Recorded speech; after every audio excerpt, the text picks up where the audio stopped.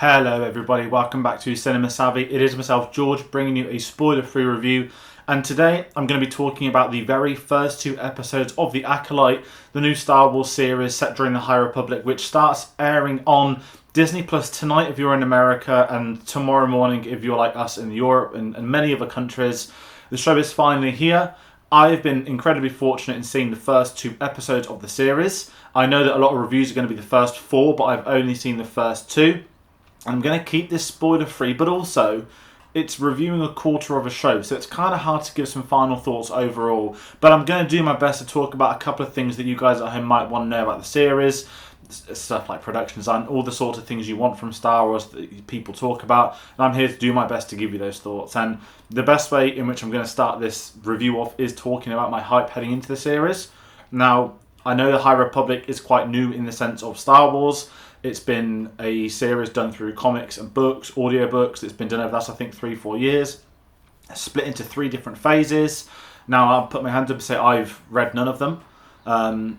Not in a rude way saying it by choice, but just I've always seen Star Wars as a visual thing, so I haven't read the books of the old EU, the current EU, all that sort of stuff. I did read comics a couple of years ago, but I just lost track of how many there is, so I am quite new to the High Republic. Now, of course, I played Jedi Fallen Order, the sequel, in which there's a lot of High Republic stuff, and I really liked that. It was a great way to bring in somebody like me that's a fan of Star Wars, doesn't know too much, and it didn't shoehorn it into your faces like you're meant to have read this, that, and the other. And that's kind of been my thoughts heading into the show too, that I know The Acolyte is a High Republic series, and I'm not familiar with the source material. So my concept has been, I want to be able to go into this and watch it like a new viewer. And it's very safe to say, almost the most important thing to talk about with this show review, this series does treat this like you would be new. You do not have to have read everything. You do not have to have read anything at all. There is a crawl per se, more akin to Solo than a crawl, but it sets the scene for where the galaxy is, the events in comparison to the films, all that sort of stuff. And at that moment I was relieved, because it was something I was nervous about. And that's me that knows about the High Republic. There will be new viewers who have not read anything, who don't know what it is, who don't know what the era is. And it's a really important thing for the show to address. So, getting that out of the way first, I really like that they did this. And kind of talking about the episodes themselves, as I said, I've seen the first two, and it's one of them where the series is very much I like to call it a murder mystery, not a Scooby-Doo, nothing like that. But it's clearly an enigmatic series in which, as the episodes unravel, as you get further into the series, more things are going to become obvious, things are going to become clearer. And at that point, I can have a concise review on the show, on the series. Now, we'll be doing weekly spoiler discussions as per, so they're going to be covered through that. But it does make it tricky to review these first two episodes. But I sort of want to talk about Leslye Headland as the showrunner. I think she's done a phenomenal job. I know she's been hyped up a lot for a lot of people that have seen Russian Doll and a few of her other shows and stuff. I haven't seen those, and I was very curious about her work, her approach to this. She's been very vocal about the prequels. You've got Amanda Stellenberg as well, massive prequel fan that's involved in this. And for me, as someone that is part of that prequel generation, that grew up with those as their entry point to Star Wars, I love the fact that we're getting a series. Now, I know we had Kenobi, but I know we're getting a series that's got the people behind the scenes that say they grew up with these other films, not the ones everyone says they grew up with. And I think it makes a massive difference to not an approach to a show, but the conscious storytelling perspectives, the planets they're visiting, where it's going, some of the visual effects, the ship designs being so different. It really felt like a new era watching this. And I say a new era, clearly it's set in the past, but even on a visit to Coruscant, it's not a spoiler to say even the Jedi Temple, it's in the trailers, but it's not the same Jedi Temple as the prequel films. You can tell it's a little bit earlier in time. It's slightly different, the design of it. And I love that this show's able to do that. But what this show also does very well, which is something that I do agree the prequels missed, is that combination of practical sets, practical effects versus that prequel technology. Now, I'm not going to get into thoughts on the sequel trilogy, but the craft standpoint of those is second to none. And maybe this sounds a bit racist or something as a UK-based person, but it's so clear that the British crews are so much better than the American ones. You get less leaks, you get less people talking about it. You're not getting leakers getting roles on these as extras. And I've just got to say, you know, people talk about Andor this, Andor that. Yes, Andor's superb, and people love to tell you how much they love Andor. They love to tell you how much they love Andor more than anything else they've seen in Star Wars. And these are the people now saying, like, oh, this is great, this is like Andor. And I'm just sort of sat there like, the production value is like Andor because it's been shot at Plymouth. It's got a British crew. Like those, it's the same crews that worked on the films working on these as well. It looks so much better. And this isn't me dissing the volume. I think the volume is an incredible piece of technology in its infancy. Some people are much better at using it than others. Mandalorian early seasons, Greg Fraser's involvement, look at his work with the Batman. And then you get other shows, films shot in different countries, different studios, where it is not the same. And it's not a slate on the volume, but it is great to see. Again, we're in a bar scene. We can tell we've built this set. It's not essentially a glorified green screen. And it's really tricky talking about the volume. I don't want to turn it into that discussion, but you can see that craft from the crew in the early days of this, and I think it really helps to separate the series from a few of the things we've seen already within Star Wars.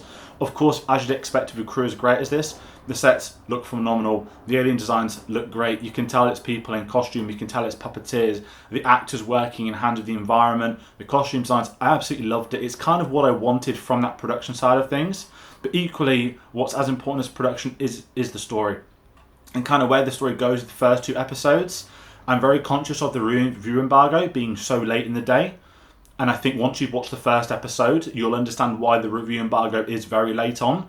It's a lot of confidence Disney have with the series, but they clearly don't want people to be talking about big spoiler moments. And you could say there are 2 very big moments in the opening episode.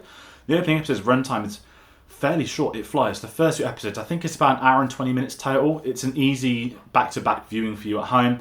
And I think it does enough to get you hooked, because I'm hooked on the show. I want to know what's coming next. I'm very curious what's coming next. I've got a connection to these characters already. I've got a couple of favourites here and there. It's great to see as well, like a new cast. And I have to say, I spoke about Amanda Stellenberg. I think she's a great actress. I recommend anyone to watch Bodies that hasn't. That was one of my favourite films from 2022. Very funny, very good film.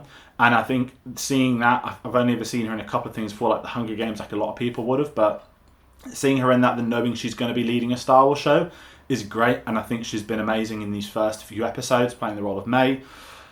But everyone's been talking about Lee Jung-jae. Now, I've not seen Squid Game. Everyone seems shocked when I say that. It's I don't see a lot of TV, if I'm being really honest. And I've been very curious about his involvement with the show. I've seen clips of Squid Game, but it was more that you're bringing in an established Korean actor to work in an American production. It's Star Wars.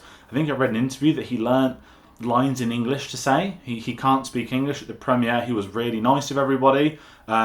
He did photos of everyone, and he had a translator with him for the press interviews as well. So it was really interesting seeing his approach to this, but he is, to me, carrying the show at the moment.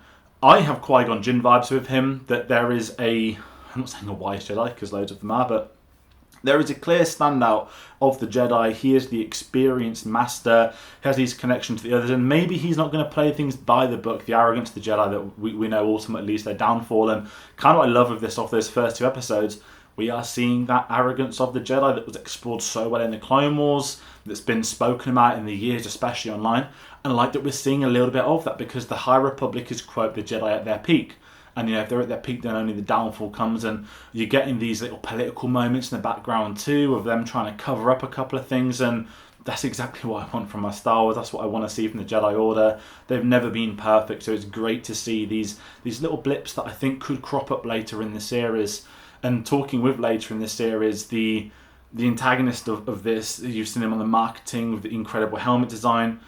I'm very curious to see what happens there. There's a few characters in the show that are going to switch around, I think, that are going to change, or we might see someone pop up for a couple of episodes and maybe not again.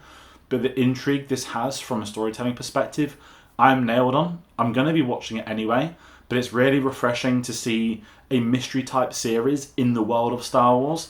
It doesn't feel like the world of Star Wars has just asked for the show to be made. It feels like there's an idea for a show. Leslye Headland had her own idea for a series, and it's perfectly encompassed into Star Wars. And that's kind of what I want to see a little bit more with Star Wars. We need to bring in these creatives, let them have their creative control, their production, what they want to do, and that's the best way for it to work. And I'm fully invested in the series, in the characters, the performances. The score is not something I can really speak about yet. I've not really noticed it too much. As again, it's tricky talking about 2 episodes worth. But what I'm going to say is I hope it is something that develops a little bit more as the series goes on.